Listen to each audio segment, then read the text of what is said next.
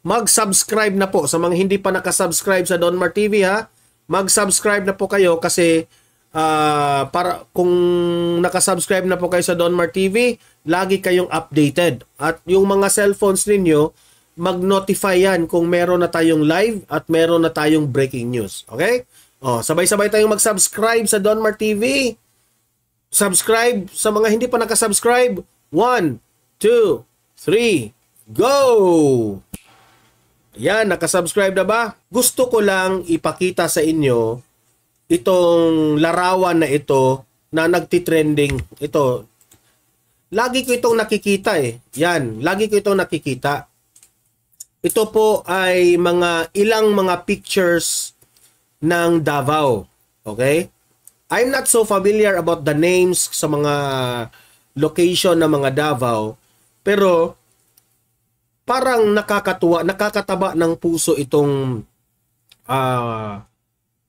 meron tayong nalaman na meron pala tayong ganitong lugar sa bansang Pilipinas.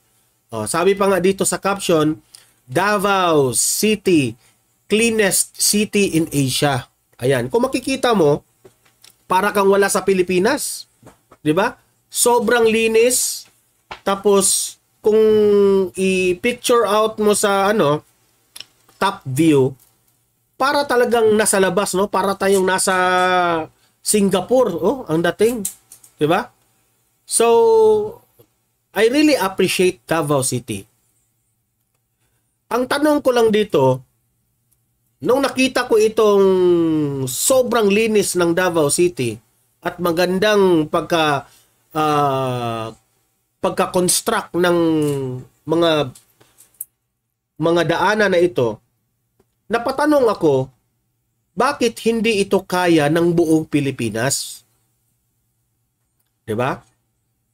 Di syempre, sabi ko, dahil sa mga kongresista nating na lagi na lang ang kanilang iniisip ay pamumulitika, hindi na nila napagtuunan ng pansin ang kanilang sariling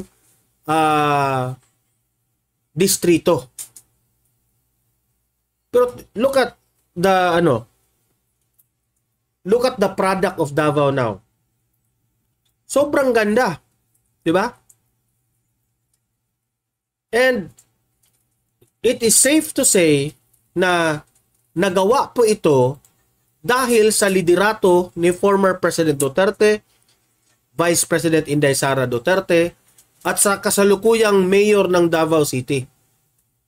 Basta at mga taga Davao City, ayan yung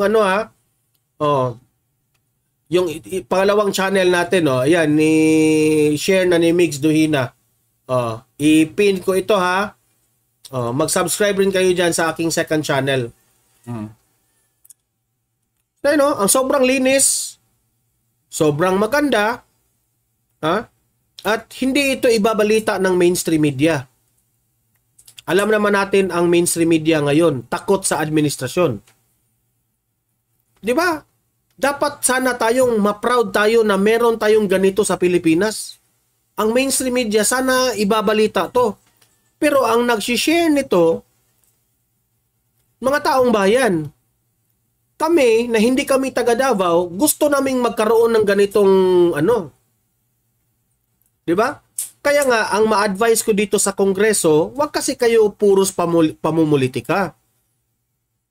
Kung ako pa sa inyo, instead na mamumulitika kayo, tutukan ninyo kung paano ninyo pagagandahin ang inyong mga distrito.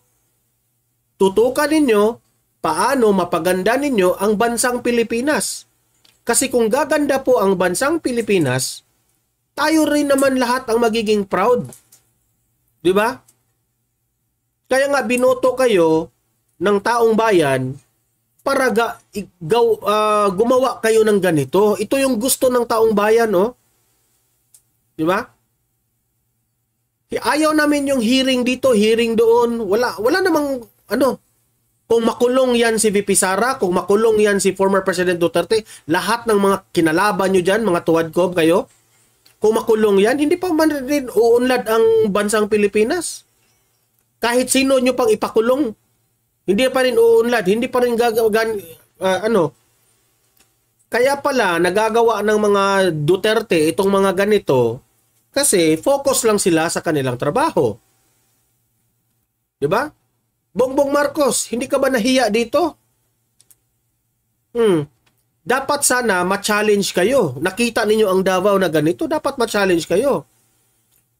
I am calling all the congressmen, mga governors, na gumawa kayo ng something like this. Oh? Kayong mga senador dyan, tutukan nyo, gumawa kayo ng batas na mapabilis po ang pag-construct ng mga ganitong style na mga roads. Very clean. Diba?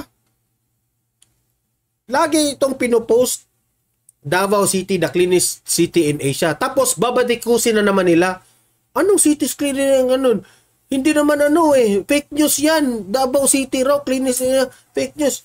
Tingnan nyo ang utak ng mga itong mga bangag na mga utak. Instead na ma-proud sila na meron tayong Davao na ganito kalinis, fake news yan. Hindi naman yun, hindi yung cleanest. Mga bitter ba? Pamumulitika pa rin ang pag-iisip. Uy, kunin nyo na yung uod sa mga utak ninyo.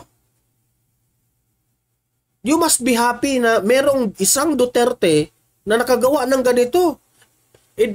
Ayaw nilang i-appreciate ito dahil gawa ito ng mga Duterte. Di ba? Tayo dito sa Donmar TV, i-appreciate rin natin. Kahit kalaban sa politika, i-appreciate rin natin. Pero ano ba ang nagawa ni Dan Fernandez sa kanyang sa kanilang bayan, sa kanyang distrito? Ni Abante, ni Paduano, ni Akop. Anong nagawa ninyo? Kayo yung mga maiingay diyan sa Kongreso. Meron ba kayong ganito? Kaya nga sabi ko sa inyo, ang iboto natin, sino mga Duterte, mga inendorso ng mga Duterte, si Kibuloy, kasi meron silang capabilities na magkaroon tayo ng ganito. Pero yung iboto ninyo, kagaya ni Paduano, na walang nagawa, kundi contempt lang ng contempt, hindi po uunlad ang bansa natin.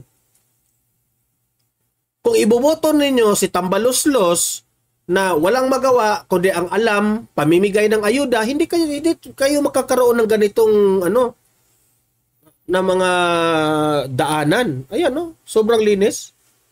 Okay? So, congratulations Davao City. Congratulations former President Duterte at sa lahat ng mga leaders na mga involved dito, mga congressmen na this made possible itong gandang proyekto na ito. Congratulations sa inyong lahat. Okay?